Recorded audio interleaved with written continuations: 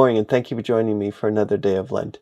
I'm so thankful that you're here, and I'm so thankful that we can be journeying together through Lent towards Easter and into a deeper relationship with Jesus.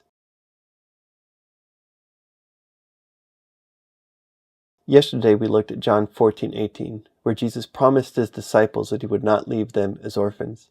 Today we're going to be looking at the next two verses, John 14:19-20, where he says, "Yet in a little while the world will see me no more, but you will see me, because I live, you also will live. In that day you will know that I am in my Father, and you are in me, and I am in you." So right after Jesus tells his disciples that he will not leave them as orphans, he tells them that the world will no longer see him, but they will see him.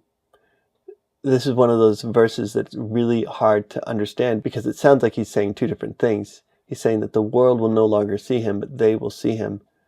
How can they see him if the world doesn't see him? This is also another one of those passages that is very easy for us to understand after 2,000 years of church history. We understand what this means because we know what happens after this. We know what happens after Jesus dies on the cross, after he rises from the dead and ascends into heaven. We understand that Jesus sends his Holy Spirit. We have a much better understanding of what Jesus is saying here than the disciples, and so we need to pretend that we are in their shoes. We need to pretend that we are the disciples. I have a feeling that the confusion that's going through the disciples' minds right now as Jesus is saying all this is part of the reason why just in a few hours, when Jesus is sent to trial, why a number of them abandon him. They don't know what's coming. They don't know why Jesus said all of these things, and so they don't know what to do, and a lot of them scatter. But we need to continue to take comfort in John 14:18, where Jesus said he will not leave us as orphans, even in the difficult times. And so the disciples had this difficult time as they were following Jesus in the last few hours.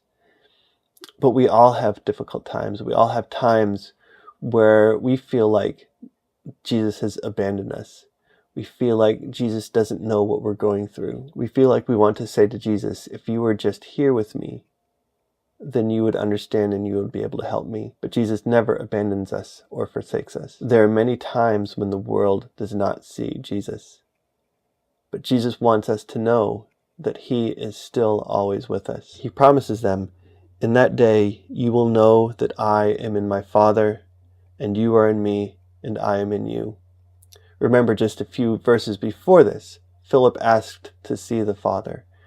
And this is almost a culmination of that question, that they will know completely that Jesus is in the Father and that he is in them and they are in him.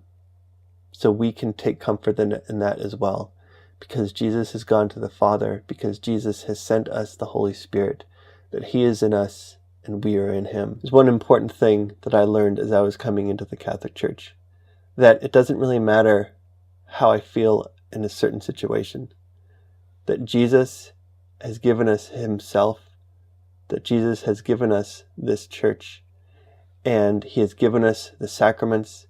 There are things that he has given us, and they are true no matter what we're feeling. So in times of doubt, I have to go back to this promise, that he will never leave us, he will never forsake us, he will not leave us as orphans, he will come to us.